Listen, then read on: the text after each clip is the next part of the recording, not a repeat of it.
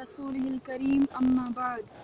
فأعوذ بالله من الشيطان الرجيم بسم الله الرحمن الرحيم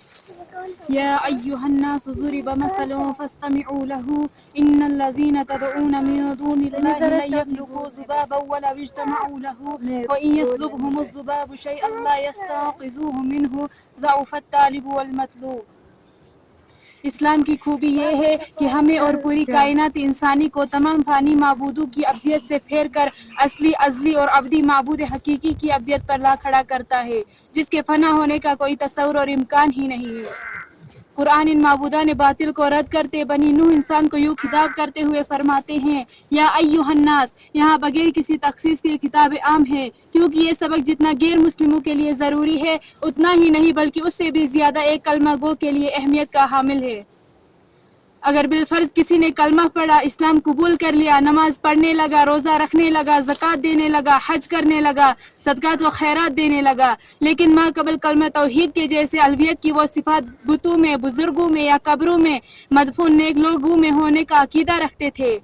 اسلام قبول کرنے کے بعد وہ اس مرض میں مبتلا نہ رہے، اسی لیے یہاں بغیر کسی تخصیص کے عمومی خطاب کرتے فرمایا تاکہ اسلام قبول کرنے کے بعد اس کا جو اللہ کا حق بنتا ہے وہ یہ ہے کہ اللہ کسی ذات و صفات سے کسی کو شریک نہ کرے،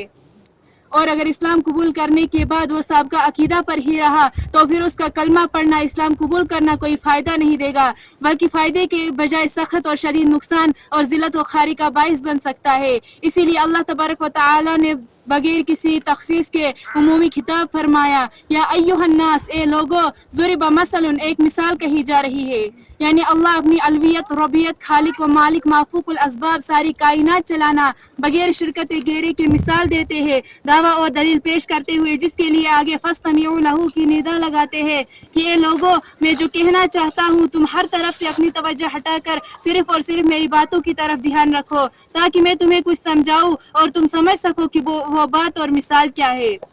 آگے فرماتے ہیں ان الذین، بے شک جو لوگ، چاہے وہ کافر ہو یا مشرک، چاہے وہ مسلمان ہو، کسی بھی خطۂ ارض سے وابستہ ہی کیوں نہ ہو، عرب کا ہو یا عجم ہو، تدعون، عجم کا ہو یا تدعون من دون اللہ، پکارتے ہیں اللہ کو چھوڑ کر، یعنی اللہ کو چھوڑ کر دوسروں سے حاجتیں طلب کرتے ہیں،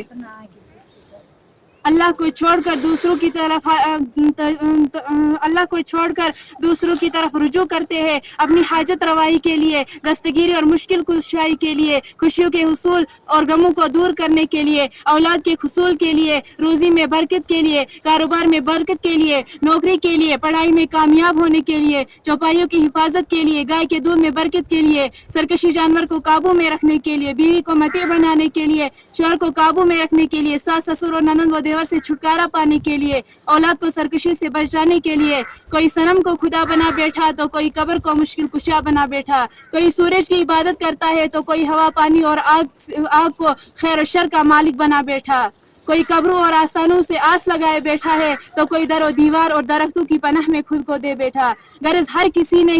کوئی نہ کوئی اللہ کے مقابلے میں کھڑا کر رکھا ہے سوائے اہل توحید کے، انہی سے اللہ مخاطب ہو کر فرماتے ہیں تدعون من دون اللہ، جنہیں تم اللہ کو چھوڑ کر پکارتے ہو، ضرب مثل فاستمعوا لہ، کان کھول کر سنو، جنہیں تم نے معبود بنا رکھا ہے یا جنہیں تم اللہ کے سوا پکارتے ہو، لن یخلقوا ذبابا، ہرگز نہیں بنا سکیں گے ایک چھوٹی سی مکھی، یعنی ان میں اتنی بھی طاقت نہیں ہے کہ وہ ایک چھوٹی سی مکھی کو بنا سکے، ولو اجتمعوا لہ، اگرچہ وہ سارے اس کام کو کرنے کے لیے اکٹھے بھی کیوں نہ ہو جائیں لیکن یہ ہرگز نہیں بنا سکیں گے ایک چھوٹی سی مکھی کو۔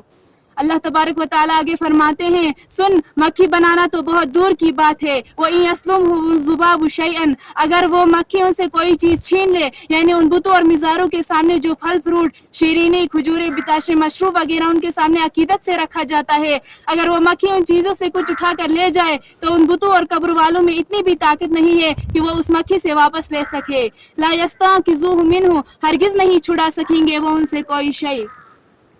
اب آخر میں جو اہم اور حیران کر دینے والی بات ہے وہ یہ ہے کہ اللہ نے ان دونوں کے لیے جو مانگتا ہے اور جن سے مانگتا ہے دونوں کو لاغر اور معذور قرار دیا ہے، اور فرماتے ہیں ضعف الطالب والمطلوب، بودا ضعیف اور کمزور ہے مانگنے والا بھی اور جس سے مانگتا ہے وہ بھی۔ مانگنے والا اس لحاظ سے کمزور ہے کہ اسے اتنا بھی شعور نہیں ہے کہ جس ہستی نے مجھے پیدا کیا، میرا نشو نما کیا، میں اسے چھوڑ بیٹھا ہوں اور ان سے مانگتا ہوں جو خود محتاج ہے، جنہیں یہ بھی نہیں معلوم کہ ہمارے سامنے کون ہے اور کیا چاہتا ہے۔ اسی لیے اللہ تبارک و تعالی نے فرمایا ضعف الطالب والمطلوب، کمزور ہے مانگنے والا بھی اور جس سے مانگتا ہے وہ بھی۔ وآخر دعوانا الحمدللہ۔